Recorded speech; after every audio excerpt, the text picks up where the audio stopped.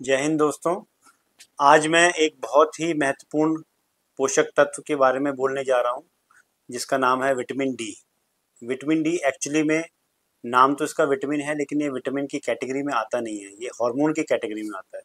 कारण बहुत सिंपल है, विटामिन हम उसको बोलते हैं जो कि हमारा शरीर बना नहीं पाता है और हम बाहर से लेते हैं।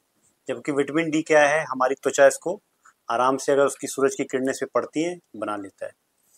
विटामिन डी सबसे महत्वपूर्ण पोषक तत्व है हमारे शरीर के लिए। ये करीब 2500 एंजाइम्स के लिए ज़रूरी है और इसकी महत्ता आप इस बात से भी समझ सकते हैं कि करीब 65,000 शोध इस पर हो चुके हैं। विटामिन डी जो है 1 से 5 तक होता है, विटामिन D1 से 5 तक, लेकिन हमारे शरीर के लिए जो है सबसे ज़रूरी विटामिन D2 और उससे भी ज़्यादा ज़रूरी विटामिन D3 है, जो कि एक्टिवेटेड फॉर्म होता है। विटामिन D2 अर्गोस्टिरॉल से आता है। जब उस पर अल्ट्रावायलेट बी किरणें पड़ती हैं तो ये अर्गो कैल्सिफेरॉल में कन्वर्ट हो जाता है, इसी को हम D2 कहते हैं। विटामिन D3 जो है वो 7 डिहाइड्रो कोलेस्ट्रॉल पे जब सूरज की किरणें पड़ती हैं, अल्ट्रावायलेट बी रेज जो हमारी ऊपर की जो सतह है एपिडर्मिस, इसके नीचे के लेयर्स जो होते हैं स्ट्रेटम, बेसेल और स्पाइनोसम, उसमें ये मुख्य तौर पर विटामिन डी बनता है, जो कि कोलेकैल्सिफेरॉल के फॉर्म में आता है। ये प्री विटामिन है, ये एक्चुअल विटामिन नहीं है। इसका एक और मॉडिफिकेशन होता है, जो कि पहला मॉडिफिकेशन हम लोग कहते हैं, जिसमें कि 25 बन जाता है, ये उसको कहते हैं लिवर। लिवर में जाके कैल्सीडायोल बन जाता है, एक हाइड्रोक्सिलेशन होता है इसका। उसके बाद जाके दूसरा स्टेप जो होता है वो किडनी में जाता है, जहाँ पे एक और हाइड्रोक्सिलेशन होता है, तभी बन जाता है 125 कोलेकैल्सिफेरॉल, या उसको कैल्सीट्रायोल कहते हैं। ये 125 जो है ये एक्टिवेटेड फॉर्म है विटामिन डी का। यहाँ से ये हमारे सारे शरीर में जाता है और शरीर का शायद ही कोई ऐसी कोशिका होगी जहाँ पे कि विटामिन डी का रिसेप्टर नहीं है, जहाँ पे कि विटामिन डी लग के काम करता है। और विटामिन डी, जैसा मैंने पहले बताया, ये हार्मोन है, तो ये हार्मोन की तरह ही इसका जो रिसेप्टर है वो कोशिका के अंदर न्यूक्लियस में होता है और ये करीब करीब सारे शरीर के सारे अंगों में पाया जाता है। अब इसका जो मुख्य तौर पे इसका फंक्शन क्या है, इसका सबसे ज़रूरी फंक्शन जो है कैल्शियम, फॉस्फेट और मैग्नीशियम का हमारे शरीर में संतुलन बनाना। ये सारी चीज़ें जो है इंटेस्टाइन से अब्जॉर्ब होती हैं, बोन का काम होता है इसमें, किडनी का काम होता है और पैराथायरॉयड ग्लैंड्स का। इन चारों ऑर्गन के सामंजस्य से हमारे शरीर में इसका संतुलन बनता है। विटामिन D3 जो है कैल्शियम के अब्जॉर्प्शन या अवशोषण में करीब 20 गुना मदद करता है, मतलब उसको 20 गुना बढ़ा देता है। तो ये जो हमारी हड्डियां हैं और जो दांत हैं उसके स्वास्थ्य के लिए और उसकी रीमॉडलिंग के लिए अत्यंत ही आवश्यक है। फिर हमारे शरीर का जो प्रतिरोधक क्षमता होती है, इम्यून फंक्शन, इसमें कि T cells, beta cells, monocytes आते हैं, इन सब की फंक्शनिंग के लिए भी ये बहुत ज़रूरी है। फिर दूसरा चीज़ आता है एपोप्टोसिस। एपोप्टोसिस क्या होता है कि कोई भी कोशिका होती है हमारे शरीर में तो उसका एक फिक्स समय के बाद उसकी मृत्यु हो जाती है, उसको प्रोग्राम्ड सेल डेथ कहते हैं। और जो ये विटामिन D3 होता है, ये क्या करता है कि हमारे जो सिंथेसिस होते हैं, जैसे कि न्यूरोट्रोफिक फैक्टर्स होते हैं, जिसमें कि नाइट्रिक ऑक्साइड सिंथेटेज और ग्लूटाथायोन, ये बहुत ही इम्पोर्टेंट एंटीऑक्सीडेंट है, उसके बनने में ये मदद करता है। फिर इसका काम आता है इन्फ्लेमेशन, जितना भी सूजन हमारे शरीर में होता है उसको कम करता है। न्यूरोजेनेसिस, जो नर्व होती है उसके कहीं पे इंजरी हो गई है तो उसको बढ़ने में उसकी मदद करता है। फिर ये हमारे किडनी के ऊपर एक छोटा सा ग्लैंड होता है जिसको हम कहते हैं एड्रिनल ग्लैंड, उसमें एक एंजाइम होती है टायरोसिन हाइड्रोक्सिलेज, उसके एक्सप्रेशन में ये बहुत ही ज़रूरी है, क्योंकि ये टायरोसिन हाइड्रोक्सिलेज ही वो एंजाइम है जो कि डोपामीन और नॉर एड्रेनलिन बनने में मदद करता है। इसके अलावा क्या क्या फंक्शन है जो कि हमें पहले नहीं पता था और अब हमें जानते हैं। सेल प्रोलिफरेशन और सेल डिफ्रेंसिएशन, यानी कोशिकाओं का प्रसार और विभेदन, इसमें भी ये मदद करता है। फिर हमारे शरीर में जितने जीन्स हैं उसकी स्थिरता के लिए बहुत ज़रूरी है। करीब 3 से 4% जीन, जो कि बहुत ज़्यादा हो गया, उसमें ये मदद करता है। हमारे शरीर में कुछ कैंसर्स हैं, घातक कैंसर्स, जिसको ये उसको रोकता भी है काफ़ी हद तक और उसके फैलने में भी अवरोधक बनता है, जो कि मैं आगे कवर करूँगा। फिर कुछ ऑटो इम्यून डिजीजेज हैं। ऑटो इम्यून माने होता है, ऑटो माने सेल्फ, इम्यून माने हो गया हमारे ही अगेंस्ट काम कर रहा है, जैसे टाइप 1 डायबिटीज़ मेलाइटस हो गया और हैशीमोटोज हो गया जो कि थायराइड की बीमारी है, ग्रेव्स डिजीज ये भी थायराइड का है, rheumatoid arthritis, lupus, ankylosing spondylitis और सोरियाटिक आर्थराइटिस। विटामिन डी का एक बहुत ही महत्वपूर्ण रोल जो है सब्सटेंशिया नाइग्रा में भी, जो कि हमारे दिमाग में होता है, डोपामिन पे निर्भर करता है, जो कि मैं आगे जाके बताऊंगा, उसमें भी ये कारगर होता है। इसीलिए विटामिन डी को हमारे शरीर का बायोमार्कर कहा जाता है, बायोमार्कर ऑफ क्रॉनिक डिजीज, मतलब जो बीमारियां लंबे समय तक चलती है उसका बायोमार्कर है, हमें पता चल सकता है कि ये की स्थिति क्या है। अब हम आते हैं कि जो हमारा जो सबसे प्राइमरी सोर्स है विटामिन डी मिलने का वो है सनलाइट। तो जनरली आमतौर पे क्योंकि हम ज़्यादा बाहर जा नहीं पाते हैं तो हमें ये पर्याप्त मात्रा में प्राप्त नहीं होता है। अगर हम डायरेक्टली सनलाइट में जाते हैं तो विटामिन डी हमारे त्वचा में विटामिन बनाएगा। अगर हम घर के अंदर बैठे हुए धूप ले रहे हैं और बीच में शीशा है या उसका दरवाज़ा है या खिड़की है, उससे अगर धूप हमें मिल रही है तो उससे हमें विटामिन डी नहीं बन सकता है। क्यों? क्योंकि शीशा जो है वो अल्ट्रावायलेट बी रेज को ब्लॉक कर देता है। अब उस पर डिपेंड करता है कि हमें क्या क्या चीज़ें हैं जिससे कि हमें विटामिन डी मिल सकता है। एक चीज़ और बहुत बताना ज़रूरी है कि विटामिन डी जो हमारे त्वचा में बनता है, इससे हमें कभी भी टॉक्सिसिटी नहीं हो सकती, मतलब ये कभी इतनी मात्रा में नहीं बन सकता है कि हमें नुकसान पहुंचा सकता है। अब क्या क्या चीज़ें इसको प्रभावित करती हैं? उम्र के साथ साथ विटामिन डी रिसेप्टर्स में कमी आती है, इसलिए बनने में कमी हो जाती है। भूमध्य रेखा से हम लोग कितना दूर हैं, लैटिट्यूड, जितना दूर होंगे उतना कम तीव्रता मिलेगी सन की और कम विटामिन डी बनेगा।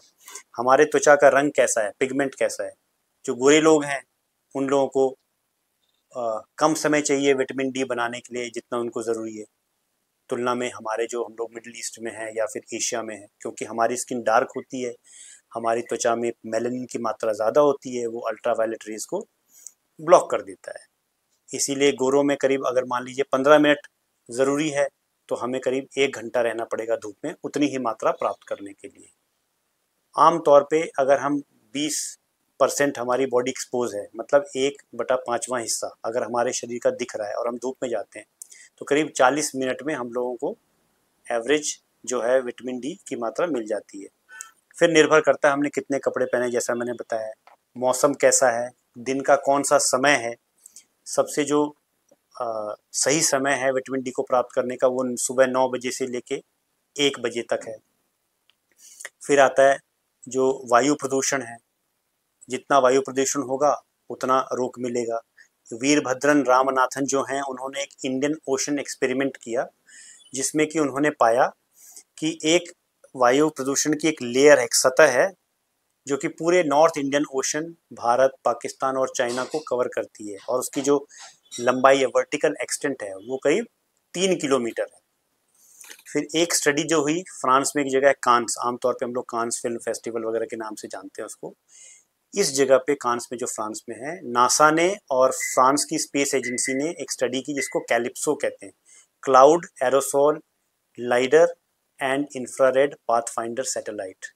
उन्होंने पाया कि हर साल एशियन ब्राउन क्लाउड ABC नवंबर से अप्रैल तक या हो सकता है उससे ज़्यादा जो है पूरे जगह फैली रहती है। ये बायोमास बर्निंग और फॉसिल फ्यूल के कंजम्पशन से होता है। अब आते हैं कि हमारे शरीर में कौन कौन से फैक्टर्स हैं जो कि इसकी अवरोधक बन सकते हैं या उसको प्रभावित कर सकते हैं। जैसा कि हम सब जानते हैं विटामिन डी जो है वो एक फैट सॉल्यूबल विटामिन है, उसको फैट चाहिए। तो अगर किसी का गॉल ब्लैडर का ऑपरेशन हो रखा है, उसका निकाला हुआ है, तो उसमें एब्जॉर्प्शन कम होगा। अगर किसी की आंतों में सूजन है उसमें कम होगा। मोटापा हो, इंसुलिन रेजिस्टेंस हो या फिर मधुमेह की बीमारी हो, डायबिटीज़, उसमें भी कम बनेगा। कोई किसी तरह का इन्फेक्शन हो, फैटी लिवर हो, और 4S वो बहुत इंपॉर्टेंट है, शुगर जो चीनी हम लोग लेते हैं, स्ट्रेस तनाव, स्टैटिन्स जो कि हार्ट की बीमारियों में देते हैं, और स्मोकिंग, धूम्रपान। तो शुगर, स्ट्रेस, स्टैटिन और स्मोकिंग, ये 4 एस हैं, इनको हमें हमेशा ध्यान रखना है और इसको अवॉइड करना है। तनाव तो आजकल की दुनिया में हर किसी को है, लेकिन अवॉइड करना है। डाइट में आपके खाने में फैट की मात्रा कितनी है, और रिफाइंड ऑयल जिसमें कि ओमेगा 6 की मात्रा बहुत ज़्यादा होती है, वो इन्फ्लेमेटरी भी है और इसकी एब्जॉर्प्शन में बहुत भारी मात्रा में कमी लाता है। अब हमें ये देखना है कि कितना लेवल पे हम लोगों को विटामिन डी रखना है। आम तौर पे जो माना गया है कि 40 से 60 नैनोग्राम पर ml नॉर्मल है। अगर 20 से कम है तो वो लो माना जाता है, या डेफिशिएंट कहते हैं उसको। 20 से 40 इनसफिशिएंट है, और 40 से 60 जैसा मैंने बताया वो नॉर्मल है। 100 से ऊपर होगा तो टॉक्सिसिटी कर सकता है। किसी किसी कंट्रीज़ में इसको नैनोमोल्स पर लीटर में लिया जाता है। तो 20 को अगर आप 2.5 से मल्टीप्लाई कर देंगे तो वो नैनोमोल्स पर लीटर बन जाएगा। मतलब 20 अगर नैनोग्राम है तो नैनोमोल में वो 50 हो जाएगा। अब आते हैं कि हम लोगों को जो भी हम सप्लीमेंट लेते हैं विटामिन डी का, वो इंटरनेशनल यूनिट्स में होता है, ना वो नैनोग्राम में होता है, ना वो नैनोमोल में होता है। तो हमें ये पता होना चाहिए कि नैनोग्राम और इंटरनेशनल यूनिट्स में क्या संबंध है। 20 नैनोग्राम 0.8 इंटरनेशनल यूनिट्स के बराबर है पर ml। तो अगर हम माने कि हमारे शरीर में 5 लीटर खून है तो करीब 4000 इंटरनेशनल यूनिट्स हमारे शरीर में है। अगर 40 से 60 जिसको हम ऑप्टिमल मान रहे हैं, वो बन जाता है 8000 से 12000 इंटरनेशनल यूनिट्स। अगर हम ये माने कि 60 से 80% उसमें एब्जॉर्ब होता है तो 6000 से 8000 इंटरनेशनल यूनिट्स विटामिन D3 हमारे शरीर में है, अगर हम नॉर्मल लेवल पे है। तो हमें लेना कितना है? कुछ लोग कहते हैं कि 600 ज़रूरी है, कुछ कहते हैं 800, कुछ कहते हैं कि 6000 से 8000। लेकिन मैंने जो जितना भी रिसर्च किया और ये पाया है कि करीब 6000 से 8000 इंटरनेशनल यूनिट्स हमें पर डे चाहिए। 1940 में एक स्टडी हुई जिसमें कि टीबी और रूमेटॉइड आर्थराइटिस को 2 से 3 lakh international units per day दिया गया था। तब भी कुछ ही केसेस में टॉक्सिसिटी आई थी। तो 6000 से 8000 हम नॉर्मल मान सकते हैं। अब इसके मुख्य स्रोत क्या हैं? सबसे मुख्य स्रोत है फैटी फिश, मतलब जिसमें वसा ज़्यादा होती है। कोई भी जानवर जिससे हम विटामिन डी लेते हैं, वो सारे अगर फार्म रेज्ड हैं, फार्म मतलब उनको किसी जगह पे रख के पाला गया है, जैसे पोल्ट्री है या फार्म में मछलियों को पालते हैं, उसमें हमेशा विटामिन डी की मात्रा 3 से 4 गुना कम होगी। अगर वो नेचुरल वाटर में है तो उसमें ज़्यादा होगी। फिश कॉड लिवर ऑयल में सबसे ज़्यादा विटामिन डी की मात्रा होती है। 1 चम्मच या मतलब 5 ml में करीब 450 इंटरनेशनल यूनिट्स होती है। मछलियों में सबसे ज़्यादा सैल्मन में होता है, फिर मैक्रेल, फिर ट्यूना और उसके बाद सार्डाइन। एनिमल सोर्सेज में जैसे उबला हुआ अंडा, उसका जो पीला हिस्सा है, उसमें एक अंडे में करीब 40 से 45 इंटरनेशनल यूनिट्स विटामिन D3 हमें मिलता है। बटर घी में जो है वो विटामिन D3 के साथ साथ कीटो भी मिलता है, क्योंकि वो फोर्टिफाइड होता है। अब प्लांट सोर्सेज क्या हैं? मेन तो जैसा मैंने बताया कि मशरूम है। मशरूम को हमें कैसे लेना है वो मैं थोड़ा सा आपको बता देता हूँ, क्योंकि आमतौर पे लोगों को पता नहीं होता है कि कैसे हम लें और हमें ज़्यादा से ज़्यादा विटामिन डी मिले। तो मशरूम आप खरीदें, उसको 24 से 48 घंटे धूप में रख दें। जब वो सूख जाए तो उसको अंदर ले आएँ, और जब आपको उसको खाना है उसको पानी में भिगो दें, और जो जिस पानी में आपने भिगोया है उसी को इस्तेमाल करते हुए सब्ज़ी बनाएं। क्योंकि जब हम मशरूम को धूप में रख देते हैं तो उसमें 40 से 400 गुना विटामिन D2 और कुछ हद तक विटामिन D3 बढ़ जाता है। जब हम खाना बनाते हैं तो विटामिन D3 की मात्रा 10 से 30% तक कम हो जाती है। अब हमें ये भी जानना ज़रूरी है कि कितने लोगों में इसकी कमी है। डेफिशिएंसी, जैसे मैंने बताया कि 20 से कम 65% लोगों में देखा गया है, जो कि बहुत ज़्यादा है। और इनसफिशिएंसी अगर आप आएँ 20 से 40 तो वो करीब 95% लोगों में। जी हाँ, ये बहुत ज़्यादा लग रहा है लेकिन है। मैंने अपने हॉस्पिटल में जितने भी लोगों का विटामिन D3 कराया अभी तक पिछले 1 साल में, मुझे सिर्फ 2 लोग मिले हैं जिनका कि नॉर्मल लेवल है। तो आप सोच सकते हैं कि इसकी कमी कितनी ज़्यादा है समाज में। और दूसरी चीज़ ये भी है कि हम एग्जैक्टली जो एक्टिवेटेड विटामिन, जैसा मैंने बताया था, एक 25 हाइड्रोक्सी विटामिन D3 उसका नापने का कोई तरीका नहीं है, तो हम 25 हाइड्रोक्सी विटामिन D3 ही नापते हैं। दूसरा मेथड है कि हम पैराथॉर्मोन का लेवल भी ब्लड में चेक कर सकते हैं। अब आते हैं कि इसकी कमी से हमारे शरीर में क्या क्या सिम्टम्स हो सकते हैं, क्या क्या हम लोगों को महसूस हो सकता है। तो मैं ऊपर से नीचे की तरफ जाऊंगा। सबसे ऊपर आता है हमारा ब्रेन वाला पोर्शन। तो इसमें एक हिस्सा होता है, वो आप लोगों को जानना बहुत ज़रूरी है, जिसको हम कहते हैं सुप्रा कायज़मेटिक न्यूक्लियस। ये सुप्रा कायज़मेटिक न्यूक्लियस जो है एक मास्टर क्लॉक है हमारे शरीर के लिए, जो कि हमारे सर्कैडियन रिदम को कंट्रोल करता है, कब हम जागेंगे, सोएंगे। तो अगर इस विटामिन D3 की कमी आएगी तो हमें नींद ठीक से नहीं आएगी, इंसोम्निया की प्रॉब्लम होगी, सोते सोते एकदम सांस उखड़ जाना, स्लीप एपनिया, रात में अचानक से नींद खुल जाना, रात में जो बुरे सपने आते हैं वो भी हो सकता है। जो ये सुप्रा कायज़मेटिक न्यूक्लियस है ये पाइनियल ग्लैंड को भी सिग्नल भेजता है, जिससे कि मेलेटोनिन सिक्रीट होता है। और मेलेटोनिन क्या करता है, हमें जो गहरी नींद आती है उसमें मदद करता है। फिर कॉग्निशन, कॉग्निशन मतलब जैसे हो गया, उसमें आता है यादाश्त, एकाग्रता, ये सबको भी प्रभावित करेगा। सोचने की शक्ति जो है, मेंटल स्लगिशनेस आ जाती है। फिर आपका आ गया मूड स्विंग्स, आपका मूड कैसा है उसको भी बहुत प्रभावित करता है। बाइपोलर बीमारियां कुछ होती है, इसको शिजोफ्रेनिया कहते हैं, वो भी इसकी कमी से, उन लोगों में भी देखा गया कि विटामिन D3 की काफ़ी कमी पाई गई है। फिर जैसा मैंने शुरू में बताया, सब्सटेंशिया नाइग्रा जो है डोपामीन पे आधारित होता है, उसमें विटामिन D3 की कमी होने से उसके रिसेप्टर्स पे पार्किंसन डिजीज होने का खतरा रहता है। फिर एक हिस्सा होता है जिसको न्यूक्लियस एक्यूम्बेंस बोलते हैं, जो कि हमारे फोर ब्रेन में होता है, अगले वाले हिस्से में होता है, डोपामीन से संबंधित है। उसकी कमी से मोटिवेशन में कमी आ जाती है, मतलब आदमी का मोटिवेशन चला जाएगा। सोचिए कि अगर आदमी मोटिवेटेड ही नहीं होगा तो करेगा क्या ज़िंदगी में। फिर एक एमिगडेला होता है, जो कि हम कभी किसी चीज़ से अचानक से कोई चीज़ देखते हैं, भयावह डर जाते हैं, तो वो सेरोटोनिन पे निर्धारित होता है, तो उस पर निर्भर करता है। तो उसमें अगर विटामिन D3 की कमी आया तो हमें पैनिक अटैक्स आ सकते हैं। और विटामिन B1 भी उसकी कमी को बढ़ाता है। विटामिन D जो है अपना कॉर्टिसोल के लेवल को भी कंट्रोल करता है, काफ़ी हद तक प्रभावित करता है। विटामिन D की कमी आएगी, कॉर्टिसोल लेवल बढ़ेगा, उससे कि और कॉर्टिसोल क्या है, बेसिकली वो हार्मोन है जो कि हमारे शरीर में जो सूजन आता है, इम्यूनिटी है, उसको कंट्रोल करता है।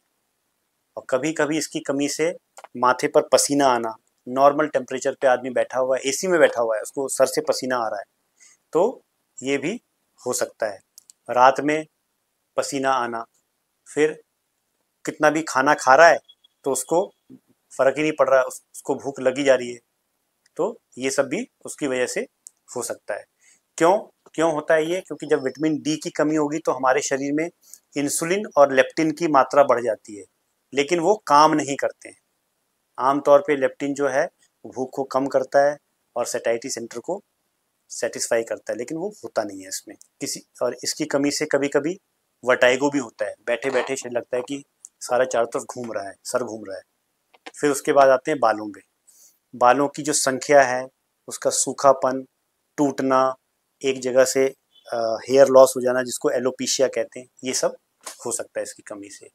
फिर आते हैं अपनी त्वचा पे, मुहासों का होना, सफ़ेद सफ़ेद दाग बन जाते हैं शरीर में, जिसको विटिलिगो कहते हैं, सोरायसिस होता है, और ये सब चीज़ें हो सकती हैं। साइनसिस को होता है, बार बार रिकरेंट साइनोसाइटिस हो रहा है, उसमें भी हमें विटामिन D3 का जांच कराना चाहिए।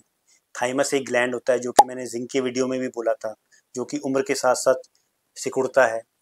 उसके जो T सेल्स और बीटा सेल्स, इन दोनों को भी ये विटामिन D3 भी प्रभावित करता है।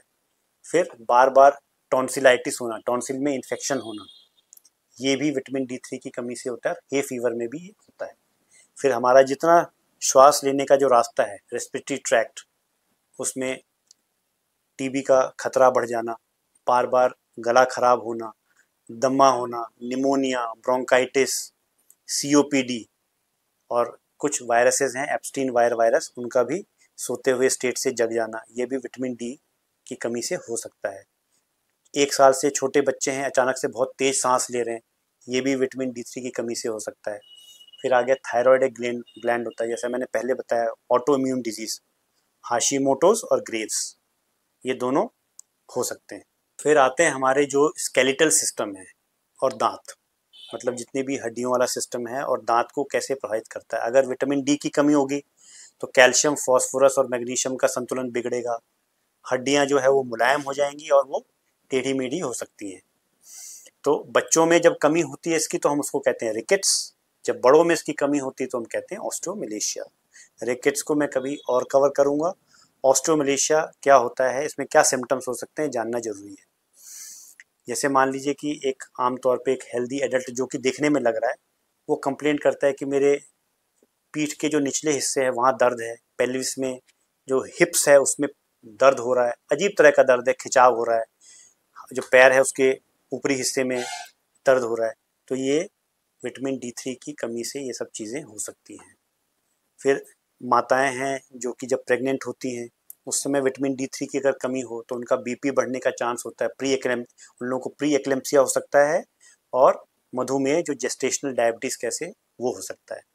फिर बच्चों में क्या हो सकता है, जैसे ये जो दांत ऊपर वाला हिस्सा है उसके जो उस बोन को हम लोग कहते हैं मैक्सिला, तो मैक्सिला ठीक से नहीं बनेगा तो क्या होगा, आगे की ओर या पीछे की ओर जा सकता है मैक्सिला, उसको कहते हैं ओवर बाइट या अंडर बाइट। मतलब जो दोनों दांत हैं वो मिलेंगे नहीं, या तो आगे चले जाएंगे या पीछे चले जाएंगे। तो इसमें क्या करना पड़ता है, आमतौर पे आपने देखा होगा कि बच्चे ब्रेसेस लगाते हैं। जब बच्चा ब्रेसेस लगाता है तो उनके कॉन्फिडेंस को भी वो प्रभावित करता है और किसी किसी केस में आगे जाके उनको सर्जरी भी करानी पड़ सकती है। तो ये सब चीज़ों से बचा जा सकता है अगर हम थोड़ा सा प्रिकॉशन लें और विटामिन D3 का जो लेवल्स रेगुलर बेसिस पे चेक करें मदर में और बच्चों में। इसके अलावा क्या हो सकता है, जो हमारी स्पाइन है उसमें बहुत तरह की डिफॉर्मिटीज़ आ सकती हैं, जैसे स्कोलियोसिस, एस शेप का हो सकता है हमारा स्पाइन, कुबड़ापन, काइफोसिस या हंचबैक कहते हैं, लॉर्डोसिस कहते हैं, आगे की ओर आ जाना ज़्यादा। फिर जो हमारे पंजे हैं वो पूरी तरह से फ्लैट हो जाना, फ्लैट फीट कहते हैं। जो एथलीट्स होते हैं जो कि स्पोर्ट्स वगैरह में ज़्यादा एक्टिव होते हैं, अगर उन लोगों में कमी आएगी तो उन लोगों में स्ट्रेस फ्रैक्चर के जो चांसेस हैं, रिस्क है, वो बढ़ जाता है। अब मसल्स में क्या होता है, दूसरा सिस्टम आ गया, मसल्स जो हमारी जितनी मांसपेशियां हैं उसमें फैटिगेबिलिटी आ जाती है, ज़्यादा जल्दी थक जाता है, उसमें क्रैम्प्स पड़ जाएगा, जकड़न आ जाएगी और रिकवरी स्लो हो जाती है, क्योंकि कैल्शियम, विटामिन D, मैग्नीशियम ये सारे तीनों इंटरलिंक्ड है। इसके अलावा क्या हो सकता है, जैसे कि आपकी जो घुटने हैं उसमें स्टिफनेस, जकड़ापन, फिंगर्स में जो ये छाती की जो हड्डियां होती है, रिब्स कहते हैं, पसली, उसमें भी सूजन आ सकती है क्योंकि कैल्शियम की कमी हो जाती है और कार्टिलेज और कोलेजन दोनों अफेक्ट होता है उससे। फिर आ जाइए अपना लिवर, लिवर पे फैटी लिवर या उसका सूजन और इंसुलिन रेजिस्टेंस जो है वो लिवर से ही शुरू होता है, ये भी हो सकता है। किडनी, उसमें स्टोन्स या पथरी बनने की संभावना बढ़ जाती है। किडनी के ऊपर एक छोटा सा ग्लैंड होता है, जैसे मैंने पहले बताया, उसको कहते हैं एड्रिनल ग्लैंड्स। यही ग्लैंड है जो कि कॉर्टिसोल को सिक्रीट करता है और बनाता है। ये बहुत ही पावरफुल एंटी इन्फ्लेमेटरी है, मतलब सूजन को कम करता है और हमारे इम्यून सिस्टम को कंट्रोल करता है। इसीलिए आप देखेंगे कि बहुत ज़्यादा कोई ऐसी मल्टीपल स्क्लेरोसिस हो जाता है या कोई बहुत ज़्यादा इस तरह का शरीर में सूजन होता है तो हम लोग स्टीरॉयड देते हैं। पैनक्रियाज है जिसमें कि बीटा सेल्स होते हैं जो इंसुलिन बनाते हैं, उनको इंसुलिन बनाने के लिए विटामिन D अत्यंत आवश्यक है। इसलिए इसकी कमी से टाइप 1 डायबिटीज़ और टाइप 2 डायबिटीज़ दोनों होने की संभावना बढ़ जाती है। फिर आ गया आंतों में सूजन की दो बीमारियां होती हैं, क्रोन्स और अल्सरेटिव कोलाइटिस। इसमें जो है ये मोर्टेलिटी, मतलब मरने का जो रेट है उसको भी उसमें कमी लाता है। हार्ट, जो हमारा दिल है, जो कि बहुत आवश्यक है हमारे शरीर के फंक्शनिंग के लिए, उसमें जो धमनियां हैं उसमें सूजन को कम करता है। बीपी में कमी लाता है, जो लकवा मारने की जो चांसेस है उसमें भी कमी लाता है। तो यंग आदमी है उसमें कोई और कारण नहीं नज़र आ रहा है, उसका बीपी बढ़ गया है तो उसमें विटामिन D3 की को चेक कराना ज़रूरी है। फिर लेडीज़ वगैरह में जो उनकी मासिक आती हैं उसमें इरेगुलरिटी आना, ज़्यादा लंबा चलना, या यूट्रस जो होती है उसमें गर्भाश जिसको यूट्रस कहते हैं उसमें फाइब्रॉयड बनने की चांसेस भी बढ़ जाते हैं। फिर एक और बहुत इंपॉर्टेंट चीज़ है जो हम कहते हैं ADHD, अटेंशन डेफिसिट, मतलब अटेंशन में कमी और हाइपर एक्टिविटी बच्चों में। इस तरह के बच्चे क्या होंगे, किसी चीज़ पे उनको कुछ चीज़ आप समझाएंगे, किसी चीज़ पे वो ध्यान देंगे नहीं और हमेशा हाइपर एक्टिव रहते हैं, उन लोगों में भी ये चेक कराना चाहिए। तो ये तो हो गया शरीर के बाकी अंगों का। अब हम आते हैं अपना जो मेन अंग है जिसको हम कहते हैं आई। आँखों पे इसका क्या रोल है? विटामिन डी रिसेप्टर्स जो है सबसे पहले रेटिना में पाए गए थे, उसके बाद ये देखे गए कॉर्निया जिसमें कि एपिथेलियम, एंडोथेलियम, फिर ये लेंस, सिलरी बॉडी जो कि हमारे लेंस को मोटा और पतला होने से कंट्रोल करता है, उसमें पाए गए। फिर रेटिना के जो फोटो रिसेप्टर्स हैं, रॉड्स एंड कोन्स कहते हैं, गैंग्लियन सेल्स और रेटिनल पिगमेंट एपिथेलियम, इसमें विटामिन डी के रिसेप्टर्स पाए गए हैं। और ये जितने सेल्स मैंने बताए हैं ये सब जो है विटामिन D3 जो एक्टिवेटेड फॉर्म है ये बना सकते हैं। अब ये जो पुतली है, काला हिस्सा होता है और सफ़ेद हिस्सा, ये जो जंक्शन है इसको हम लोग कहते हैं लिम्बस। यहाँ पे जो सेल्स होते हैं लिम्बल एपिथेलियल सेल्स, वो बिल्कुल हमारे स्किन की तरह जब सूरज की किरणें पड़ती हैं तो वो विटामिन D3 बना सकते हैं। अब आते हैं कि इसकी कमी से होता क्या क्या आँखों में। सबसे पहली चीज़ है मायोपिया। मायोपिया में क्या होता है, आमतौर पे जो आँख की लंबाई बढ़ जाती है और माइनस नंबर आ जाता है बच्चों में। और जैसा कि मैंने पिछले एक वीडियो में कवर भी किया था कि 2045 से 50 तक करीब 50% बच्चों को मायोपिया से ग्रसित होंगे। कहने का ये मतलब कि हर दूसरा बच्चा मायोपिया से अफेक्टेड होगा। और ऐसे बच्चों में देखा गया है कि इन लोगों में विटामिन डी का लेवल कम है नॉर्मल बच्चों से जिनको कि मायोपिया नहीं है। अब इसीलिए हम लोग इसमें बोलते हैं कि आउटडोर एक्टिविटी को एनकरेज करो। मायोपिया में हम दो ही चीज़ एडवाइस करते हैं कि मोबाइल नज़दीक से ज़्यादा ना देखें और कम देखें, और दूसरी चीज़ बोलते हैं कि आउटडोर एक्टिविटी को बच्चे के जो रोज़मर्रा का जो रूटीन है उसमें शामिल करें, इसीलिए ताकि विटामिन डी उनको बने उनके शरीर में और हम उसको सप्लीमेंट भी वो दें। अब विटामिन D3 की कमी से होता क्या है, क्योंकि कैल्शियम कम बनता है तो ये सिलरी बॉडी जो है उसका जो फंक्शनिंग है वो अफेक्ट होता है और मायोपिया बढ़ता जाता है। ये कारण अब तक पाया गया है। और एशियन और जो मिडल ईस्ट के लोग हैं उन लोगों में क्या, उनकी त्वचा भी गहरी होती है, सन का एक्सपोजर भी हम लोग ज़्यादा नहीं ले पाते हैं और हमारा जो खान पान है उसमें भी कमी आती है। ये सब फैक्टर्स मिलके मायोपिया को बढ़ाते हैं। दूसरा आ गया ग्लोकोमा या काला मोतिया। ये जो लेंस है इसमें होता है सफ़ेद मोतिया और आँख का प्रेशर बढ़ने की वजह से आमतौर पे ग्लोकोमा होता है, जो कि हमारी ऑप्टिक नर्व को प्रभावित करता है। हमारे रेटिना में जितने भी नर्व्स होती हैं, नर्व्स करीब 17 लाख नसें होती हैं जो यहाँ से निकल के जाती हैं, हमारे यहाँ से निकलती हैं। देखिए ये जो हिस्सा है यहाँ से निकल रहा है और ये फाइनली हमारे दिमाग के पिछले हिस्से में जाती है, विजुअल कॉर्टेक्स में। तो ये पाया गया कि बहुत सारी जीन्स जो कि हमारे जो आँख में जो पानी बनता है जिसकी वजह से हमारे आँख का प्रेशर मेंटेन रहता है, तो ये पानी बनता कहाँ पे है, सिलरी बॉडी में जो इसको बनाती है। तो सिलरी बॉडी में जो जो जीन्स एक्वस ह्यूमर को बनाने में और उसको निकालने में बाहर मदद करती हैं, वो सबको मॉड्यूलेट कर सकता है विटामिन डी। यूवियाइटिस होता है, जैसे ये यूविया है, ये बीच वाला लेयर है, इसमें भी सूजन आती है, इसमें भी विटामिन डी का रोल पाया गया क्योंकि वो एंटी इन्फ्लेमेटरी है और इम्यूनिटी को कंट्रोल करता है। फिर आते हैं ocular surface disease. Ocular surface होता क्या, पहले हम ये जान लें। जो कॉर्निया का जो ऊपर का लेयर है और जो सफ़ेद वाला हिस्सा है उसका ऊपर का जो सतह है उसको कहते हैं ऑकुलर सरफेस। उसकी जो बीमारी होगी उसको कहेंगे ऑकुलर सरफेस डिजीज़। तो जैसा कि हम जानते हैं विटामिन डी जो है वो सेल प्रोलिफरेशन और सेल डिफरेंशिएशन या विभेदन में बहुत कारगर होता है। अगर इसकी कमी आएगी तो जो स्क्वामस सेल्स हैं जो ऑकुलर सरफेस पे होते हैं वो छोटे छोटे हो जाएंगे, कॉर्निया की थिकनेस जो मोटाई है वो कम हो जाएगी और जो घाव भरने का जो रेट है, एपिथेलियल वुंड हीलिंग जो होता है उसमें कमी आएगी। कंजंक्टिवा का जो गॉबलेट सेल्स है वो म्यूसिन कम सेक्रीट करेगा क्योंकि कैल्शियम का लेवल कम हो जाता है।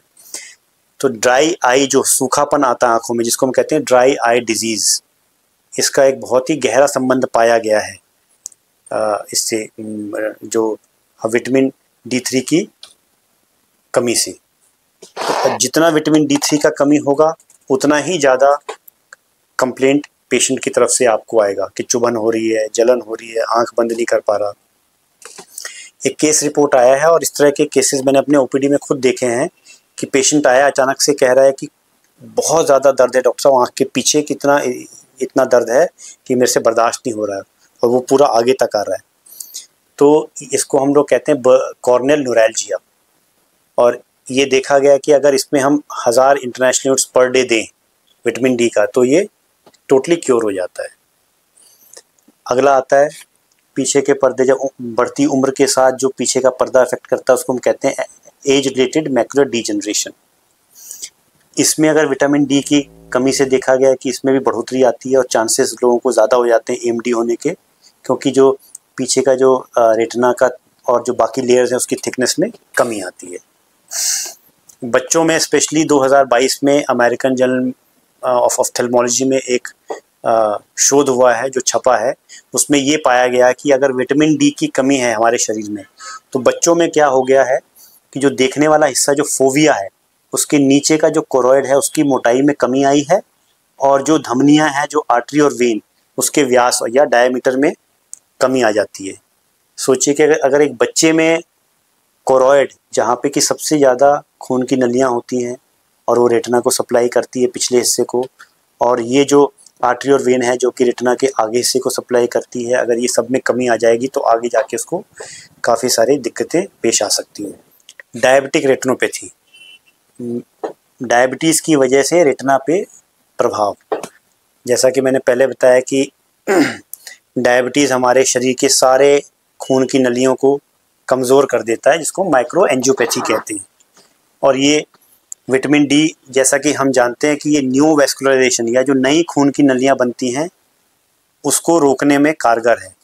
तो ये इसीलिए विटामिन डी जो है डायबिटिक रेटिनोपैथी का जो प्रोग्रेशन है बढ़ना है उसको भी रोकता है। डायबिटिक रेटिनोपैथी में होता क्या है, शॉर्ट में अब मैं आपको बता देता हूँ। जैसे ये खून की नलियाँ हैं तो इस हिस्से में ब्लड सप्लाई नहीं पहुँच पाती है, तो खून की नई नई नलियाँ रेटिना बनाता है ताकि उसकी कमी को पूरा कर सके। और वो जो नई नलियाँ बनती हैं वो बिल्कुल ही नाजुक होती हैं और वो पूरा ब्लीड कर सकती है। जब वो ब्लीड करेंगी तो ये पूरा हिस्से में खून भर सकता है। तो ये पाया गया है, अभी तो एक्सपेरिमेंटल स्टेज में है रैट्स में, कि अगर हम विटामिन D3 देते हैं तो रेटिनोपैथी में कमी आती है और कंट्रोल भी हो जाता है। अब आते हैं कि इसका सप्लीमेंट्स देना कैसे है। सप्लीमेंट्स आम तौर पे जब भी कमी होती है तो हम 10,000 से 20,000 इंटरनेशनल यूनिट्स पर डे देते हैं, चाहे वो ऑस्टियोमलेशिया हो, चाहे मसल एक्स हो या नींद की दिक्कत हो। बस हमें ध्यान ये रखना है कि जब भी हम विटामिन डी दें साथ में विटामिन K2 भी जरूर दें। 100 माइक्रोग्राम विटामिन K2 हमें देना है हर 10,000 यूनिट विटामिन D3 के। इसके साथ साथ बाइल सॉल्ट्स दें। पेशेंट को बोलें कि 2.5 लीटर पानी ज़रूर पिए, और मैग्नीशियम भी साथ में हम सप्लीमेंट कर सकते हैं। ये सब चीज़ों पे हमें ध्यान देना है। और ओमेगा 3 फैटी एसिड्स दें तो वो उसके एक्शन को और भी अच्छा बनाता है। साथ में जिंक, मैग्नीशियम और बोरोन पे भी हम ध्यान दे सकते हैं। बट ये आप अपने आप नहीं कर सकते, आप फिजिशियन के पास जाइए, कंसल्ट करिए, वो आपको सही तरीके से गाइड कर सकता है। अब इसका सही समय क्या है जो हम लेते हैं। आमतौर पे जो विटामिन डी आता है कोलेकैल्सिफेरॉल की फॉर्म में एक सैशे में आता है, छोटा सा पैकेट होता है। उसको आप ठीक सोने से पहले फैटी मील के साथ लें, क्योंकि ये फैट सोल्युबल विटामिन है। दूध के साथ ले सकते हैं, अंडा के साथ ले सकते हैं, नट्स के साथ ले सकते हैं। दूसरा है कि जिंक और विटामिन डी में संबंध क्या है, ये भी जानना थोड़ा ज़रूरी है। इसमें शॉर्ट में आपको बता देता हूँ। अगर जिंक की कमी आती है, विटामिन डी की भी कमी आती है। विटामिन डी रिसेप्टर्स जो होते हैं उनको अगर काम करना है तो उनको जिंक की ज़रूरत है। जो विटामिन डी क्या करता है, जिंक को पूरे बॉडी में ट्रांसपोर्ट करने में मदद करता है। अब विटामिन डी और मैग्नीशियम में क्या संबंध है। विटामिन डी जो है वो विटामिन का जो एक्टिवेटेड फॉर्म है, विटामिन डी का जो लिवर और किडनी में बनता है, उसमें मैग्नीशियम की अत्यंत आवश्यकता पड़ती है।